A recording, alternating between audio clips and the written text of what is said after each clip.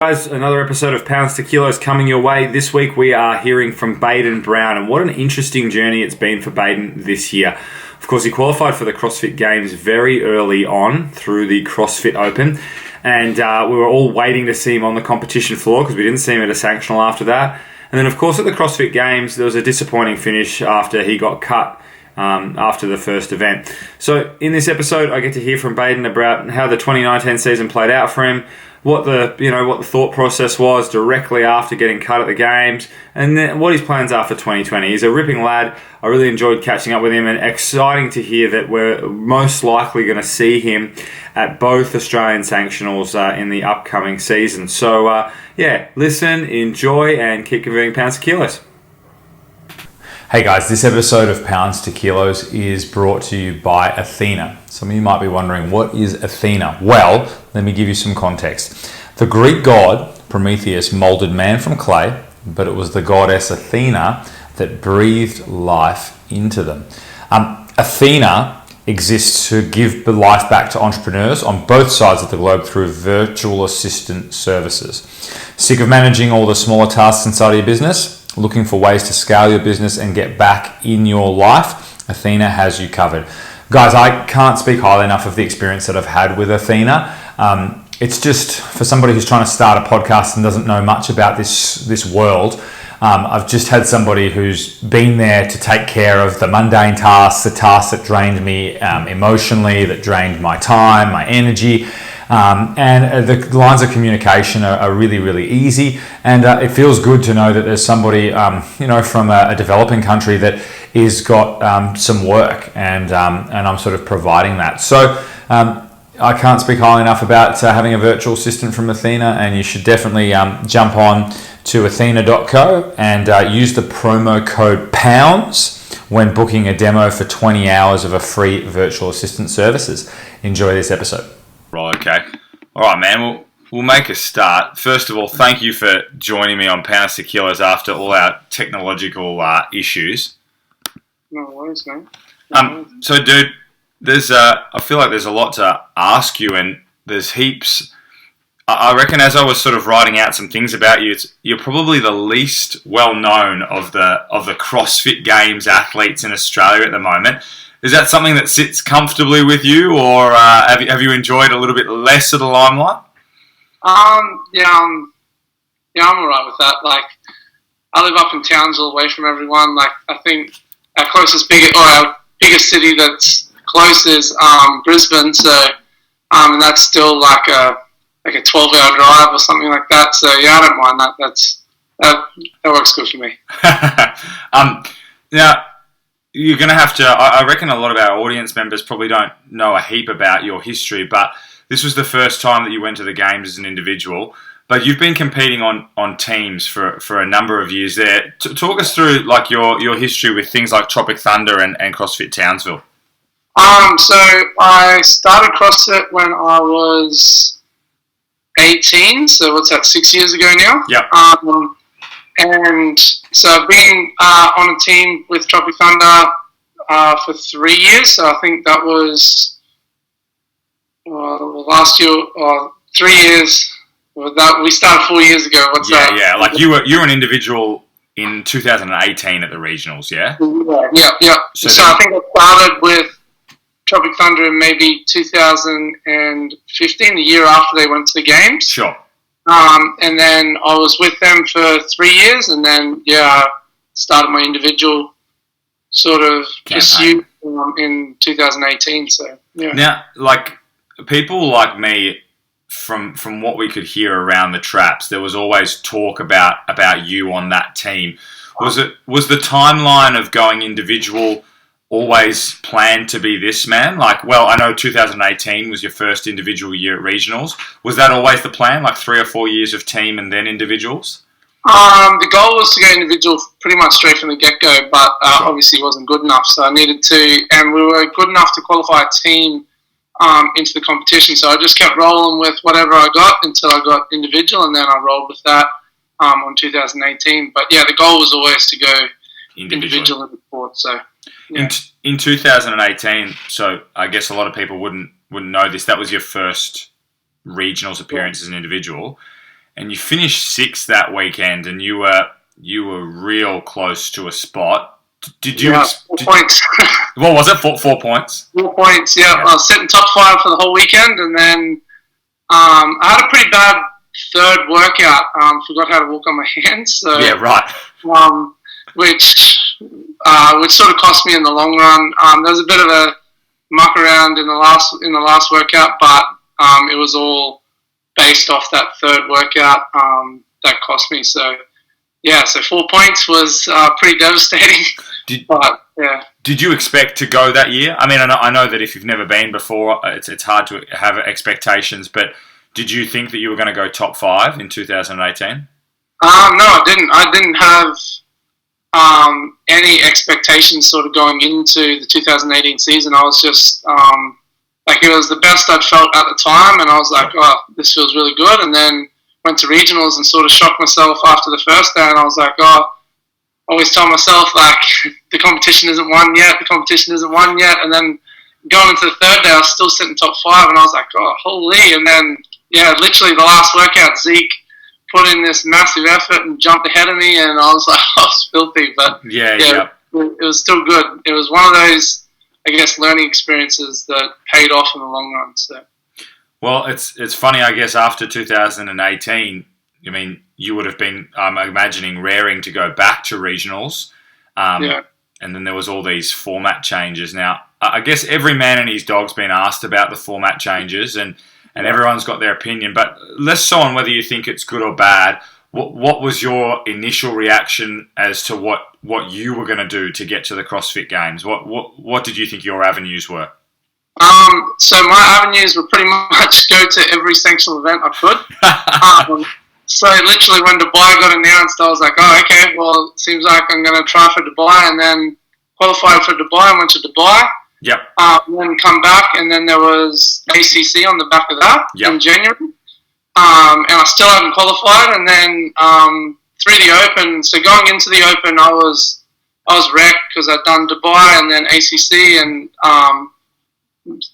missed out at ACC. James got that spot, and then going into the Open, I was like, holy, I feel fried. And then I was pretty surprised with my Open finish, to be honest. Yeah, it was really cool. So, are you traditionally, and I know this sounds weird, are you traditionally a good performer in the Open? Are they your style of workouts, or are you more of a regional / games type athlete?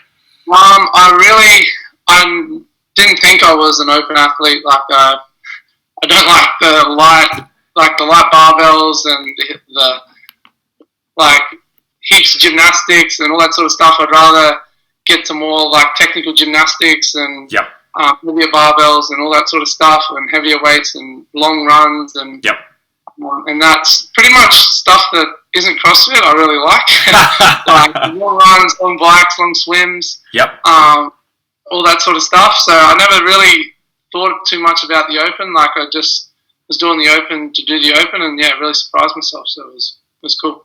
I think we were all definitely enjoying the battle. It's funny that you speak about yourself like that, because in the last probably 2 weeks, it was either going to be yourself or Dean Linda Layton.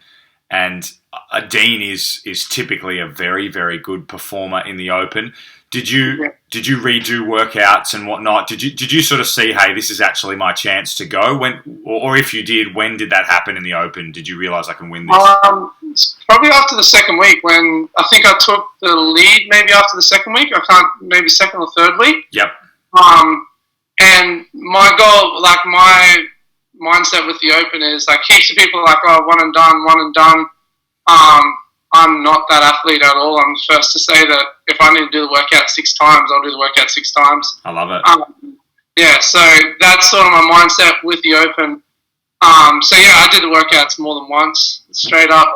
What's the most you've ever done any Open workout? I think 4 times. Which workout was it?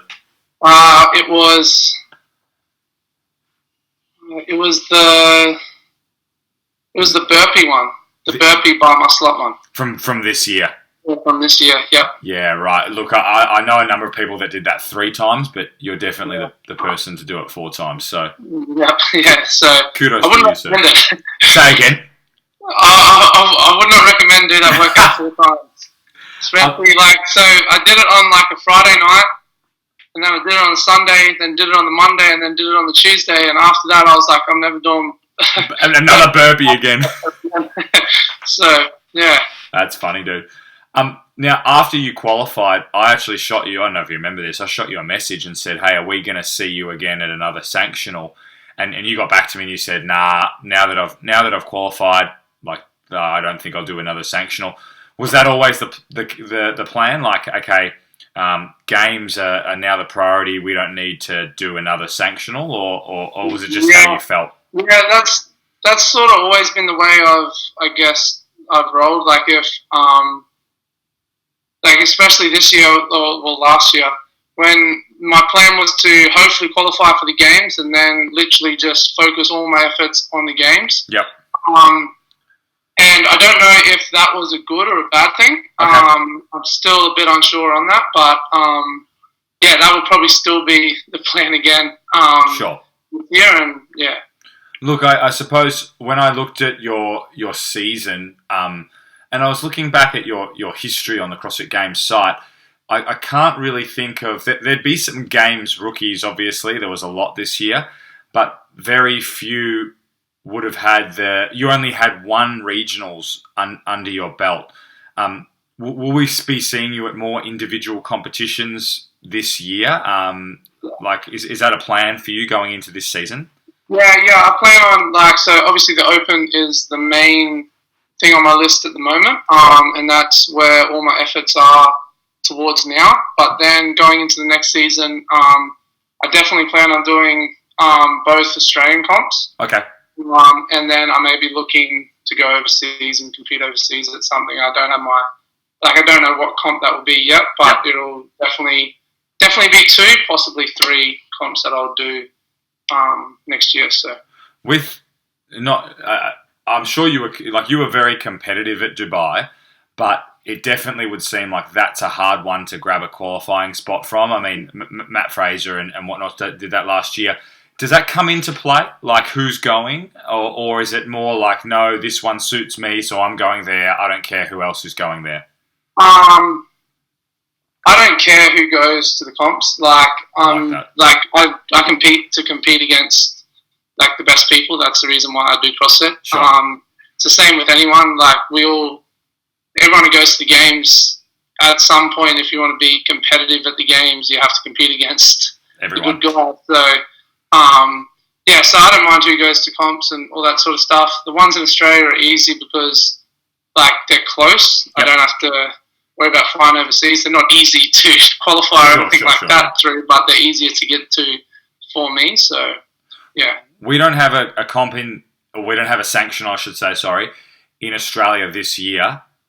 So post the Open, what's the plan regarding sanctionals for you? Are you doing any of the qualifiers that are sort of on us right now, or? I'm not. I'm not doing any of the qualifiers at the moment. Again, my focus is just the Open, and then after the Open, so I plan on having a bit of time off, enjoy Christmas, and then sort of gear it back up into next year. So, look, you've taken time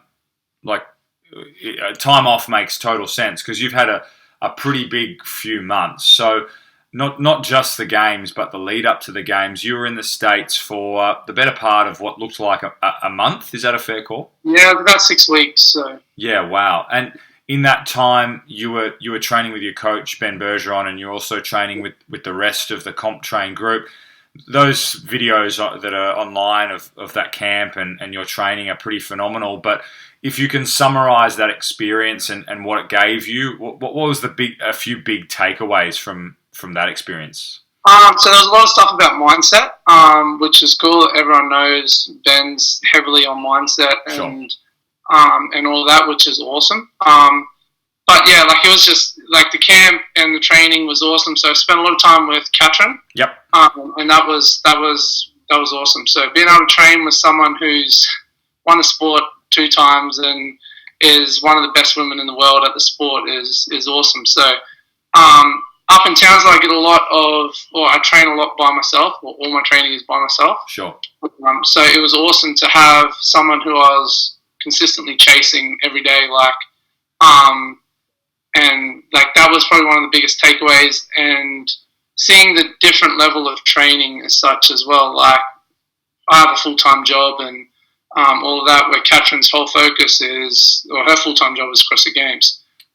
So seeing that level of training where your whole day is spread out over training as such. So, that was awesome to see. So, yeah, and definitely gave me things to bring back here and implement into my training as well. So, I meant to ask you more about like your background. So, what are you doing full time for a crust, mate? I'm a CrossFit coach. So, CrossFit coach at CrossFit Townsville, full time there, and so early mornings, late nights. Yeah, don't worry, I know it well. Do you feel after coming back from that experience with people like Catherine that, okay, maybe I have to dedicate, like, is there going to be a shift in, not your priorities as such, but in the way you arrange your life so that you can train more or less?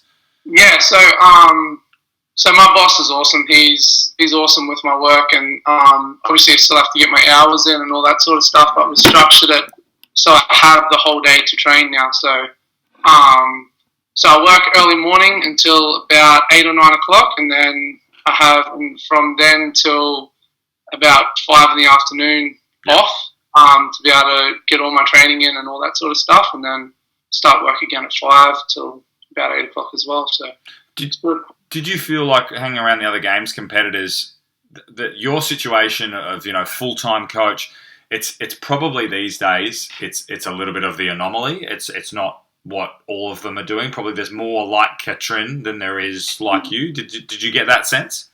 Yeah. There was at the camp there was another guy who Zach, who works full-time in construction, and one of the other ladies is a full-time physio. So there was 3 of us, and everybody else was just like, "Oh yeah, we just train." I was like, "Oh, how good!" So good. Dude, let's talk about the games, because I saw you put up a post which I thought was really honest, and you did it pretty quick after event 1 as well, which I thought was really good of yourself, because I think people sort of wanted to know what happened. So I guess for our listeners that don't necessarily know exactly what happened, there was cuts after event 1. Event 1 just didn't go according to plan for you, and not at all. And you were cut after event 1. Talk us through like the actual event itself. What happened on the day? Yeah, so that workout, if I was to write a workout that would best suit me, I would literally write that workout. So wow. So I really liked that workout. And the main thing is, I should have been smarter on my rope climbs. They were a little higher than usual rope climbs, but that's no excuse. I literally went too hard out of the gates. Sure. I was aiming for 4-minute rounds. Sure. And I ran out after my first round at I think it was about 3 minutes. Okay. So straight away, I always talk about this with our members and all that sort of stuff. Don't try and win the first round. I got sucked into that loop of trying to win the first round and trying to go too hot from the get-go, and it just cost me in the long run. Rope climbs are like I've had a lot of people say, "Oh, well, you'll be working a lot on your rope climbs." I'm like, rope climbs aren't actually the problem. It was the speed that I tried to go at, and I just blew my forearms out, and then that was the end of me. So it's pretty devastating and all that sort of stuff. I was devastated after and that, but at the same time, it was my mistake. It was like I didn't get judged badly or wasn't injured, nothing like that. I literally just messed up. So it is what it is. Look, I think you're taking full ownership of it, and that I think was going to endear you to CrossFit fans in Australia. Can I ask, without trying to sort of stick the knife in too much, did you know that you were going to get cut as you were doing the event? Could you tell that it was unraveling as you were getting stuck on the rope? Yeah. As soon as the event was done, so my whole mindset when I was in the event was to get as close to finishing as I can. Yep.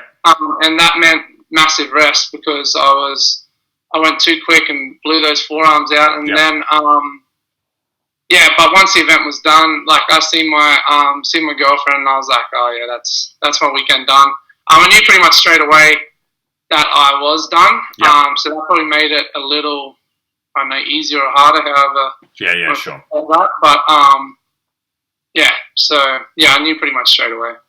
Did you? You said that people have been saying, "Oh, you'll be working rope climbs." That doesn't sound like a particularly helpful thing to say.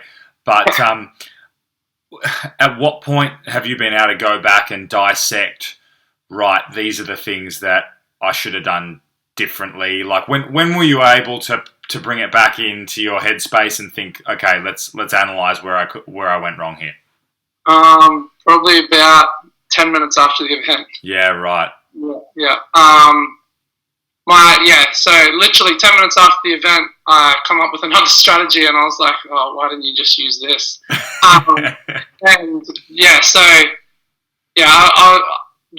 Normally I'm pretty good with strategies and making up my own strategy and all that, but that time I just got it wrong.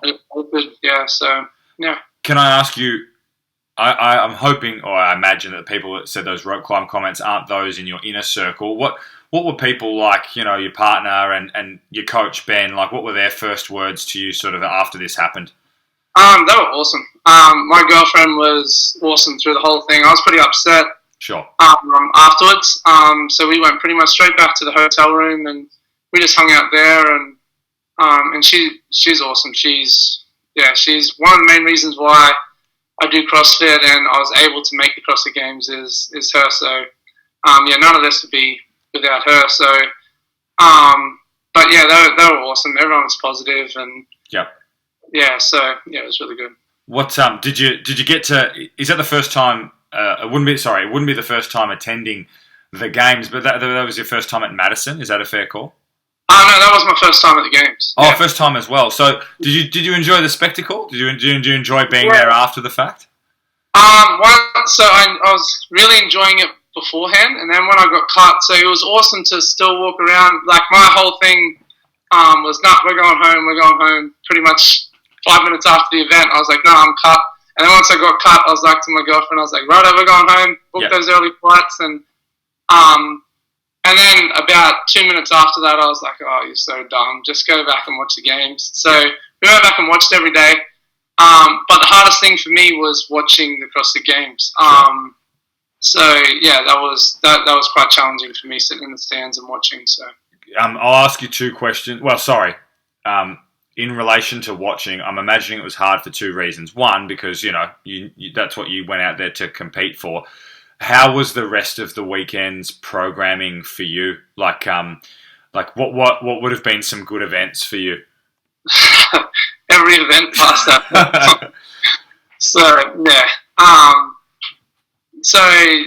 That second event was awesome. I like shoulder overhead, and their standard was what I do normally, and handstand walks in a straight line is awesome. So really like that event. Really like the clean workout. That was awesome. And that there was a spectacle. Like that there. Absolutely. It put those guys under pressure, and it was awesome. So I really liked that style of lifting and such. Mary, I like Mary. Yeah. 20-minute AMRAP of just grind. That's cool. But at the same time, so does everyone else. So. Yeah, sure. And then it's a difficult thing to really get a take on. But what I'm hearing from you is that the programming is such that you felt if you were in the competition, you could have given a really good account of yourself. Is that what you had to sort of view? Yeah. Like I guess it's easy for me to say, sitting up in the stands and watching everyone else do it, and be like, like I would have went awesome at this. Yeah.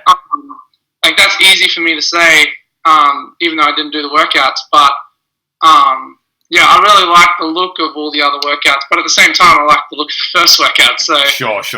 Yeah. So I don't really know what would have happened if I would have got through that first event and still been in the competition. I would have been interested to see that. Yep. That's the plan next year if I get there. So absolutely. The last one on this year's games. Have you happened to have you done any of the workouts since you've been back? No. I will. Okay. Yeah. My plan is I will do the full weekend of the CrossFit Games. Awesome. And that's once I got cut, that was my mindset on that. Yep. I was going to do it literally the weekend that I got back. Uh-huh. And then I was like, that's so dumb. Yeah. Yep. So now my whole focus is literally for the Open. Everything that I'm doing is trying to get a spot back through the Open. Yep. And we'll see if that happens. Like there's some awesome guys obviously in the world, and in Australia everyone was like, I think like 10 or 20 points. Yeah, it was tight. So it's super tight. So I can sit here and be like, oh, I'm going to make it through the Open, but nobody knows. The only person who probably knows they're going to make it through the Open is probably Matt Fraser. So, yeah, for sure. Yeah. Can I ask, I know you talked about the way you've changed your training regimen in terms of dedicating time to it, but how does your Open prep look this year, like different to previous years? Is there some things that you're working on in particular? You said you're not typically an Open athlete, so does that mean that your training changes? It definitely changes from what I was doing to get ready for the games. Sure. It's completely different. Like my whole focus is 7 to 20 minute AMRAPs, or like bodyweight movement, like pull-ups, chest to bar pull-ups, handstand push-ups, toes to bar, all the gymnastic sort of stuff, light barbell, cycling, and yeah. So that definitely changes, and like I don't have to worry about trying to run 15K or get on a bike and all that sort of stuff. Even though I enjoy that sort of stuff, and that still is in my training a lot.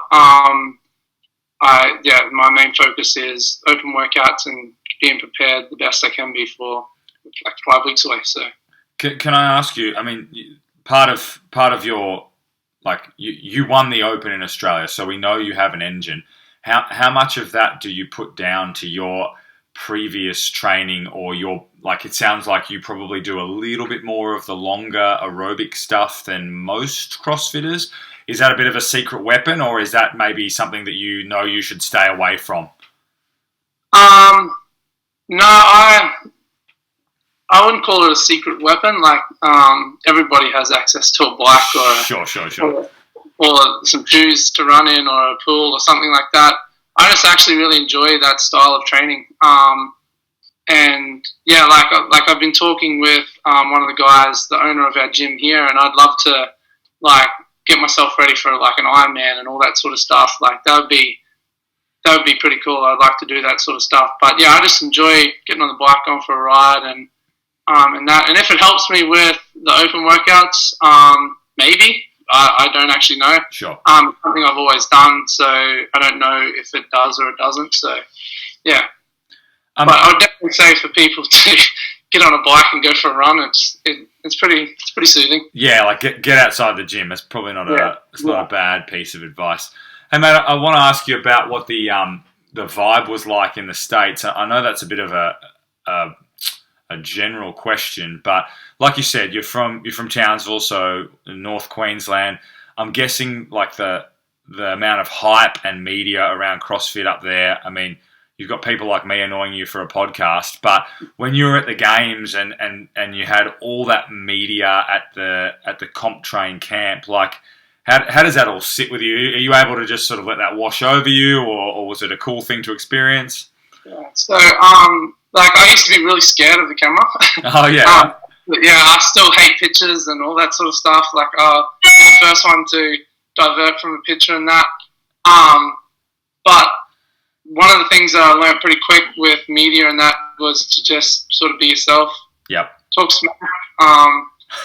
Don't be too serious. Smile on the camera, and yeah, like it just sort of rolls to me. It's pretty easy media sort of stuff for me. So yeah, I actually really enjoy it. So yeah. Yeah, right. This year, I know we've covered some like topics about all this stuff, but things like the change of format, things like the cuts at the CrossFit Games, we haven't, and I'm not even going to ask you, but we haven't really heard your opinion on that stuff. Was that were you very intentional there? Like, hey, I'm not going to speak out about those things, even if I don't necessarily agree with them? Or is it just that no one's asked you in front of a camera yet? No one's asked me in front of the camera. But yeah, my opinion on it is I really like all the changes, everything. I think the cuts are an awesome way to run the games. I think the whole thing was good, and I've heard a lot of people be like, "Oh no, the cuts are terrible. It should be 40 fittest go to the games and compete." Well, then you can have holes in your game. Yeah. Like I can come in the first event, and we seen Patrick Vellner do it when last year. Yeah. He had that bad, like it wasn't his fault, like the black broke on him, but still he had that bad event and still come second. Like now there's no room for that, and people say, "Oh, but there's no comeback story now. There's none of this. There's none of that." And it would be easy for me to sit here and be sour about the cuts and all that sort of stuff. But yeah, genuinely, I really like the cuts. I think they're a good concept. The only thing I would change in the cuts is instead of top 10, have top 20. Okay. That would be the only thing. I think top 20 is more diverse. So there's people in there that would have possibly challenged for top 5 and all that sort of stuff. Yeah. But again, then it goes back to what I was saying before. You can't really have a hole in your game. Yeah, the sprint is your hole, then you're done. So. I think objectively speaking, whether or not this is not an opinion, it did go to top 10 pretty early in the piece, and that's if you just look at the amount of events that we only had 10 competitors, it was a lot. Bayden, I want to finish up with a particular topic that we haven't really talked about much. Your full-time gig is being a CrossFit coach. Look, there seems to be very much an idea that there's CrossFit the sport and then CrossFit the general physical preparedness program. How do you find coaching day-to-day members as a CrossFit Games athlete, and how often does your games sort of persona have to make its way into your coaching? I try and leave my CrossFit Games stuff and my competitive stuff outside the gym. My whole job is to make sure people are. I rock up to work every day to see people get better, a little fitter, a little healthier, a little stronger, and that was what CrossFit was designed around, and that's the reason why I really like it. The sport of CrossFit is, for me personally,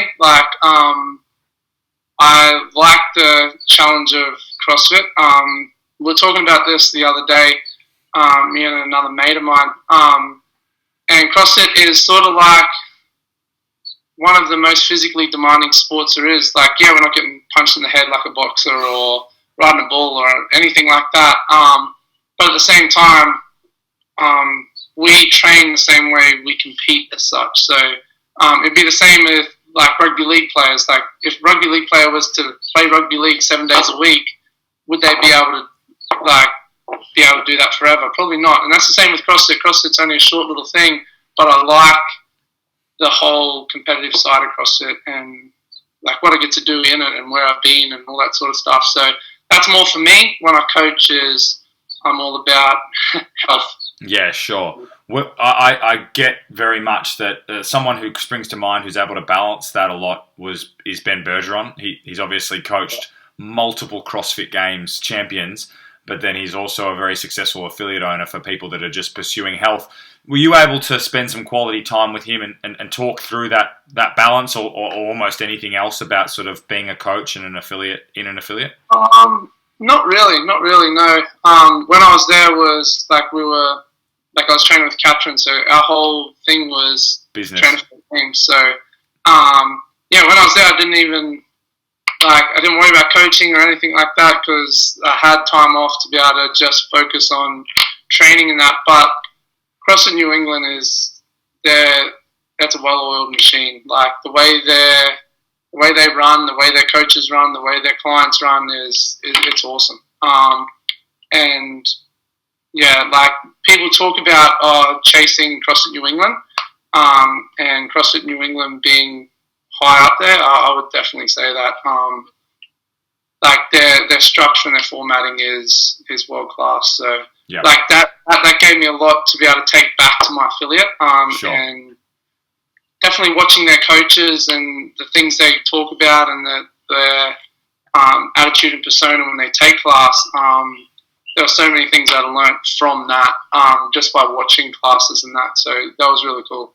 Yeah, that's really cool, man. It sounds like it was a very well spent 6 weeks, even though I know that the games didn't go quite according to plan. Everything leading up to it sounds like it was absolute quality.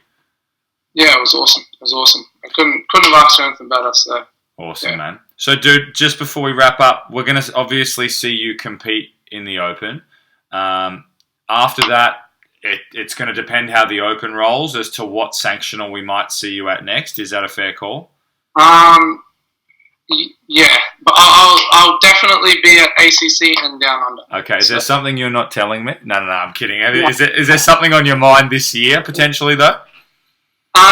Not this year, no. I want to get through the Open, and have some time off, be able to chill out. So last year I missed out. It's gonna sound bad. I missed out our gym Christmas party, and that's my time to shine. It's a gym Christmas party. So that's a big no. Where were you? In Dubai. I was getting ready for Dubai, so everyone was having a great time, and it was the week before I left for Dubai, so everyone was having a great time, and I missed out last year, so I don't plan on missing out this year. So you're telling me that the entire 2020 season right now is based around the CrossFit Townsville Christmas party? Mate, your whole life should be based around that. Outstanding. Hey, mate, honestly, I think everyone's been enjoying watching you compete, and we definitely want to see more of you at the CrossFit Games and more of you at the Sanctionals coming up. So looking forward to seeing what you're capable of in 2020, mate. Yeah, thank you. Thanks for joining us, mate. Cheers. Awesome. Thanks.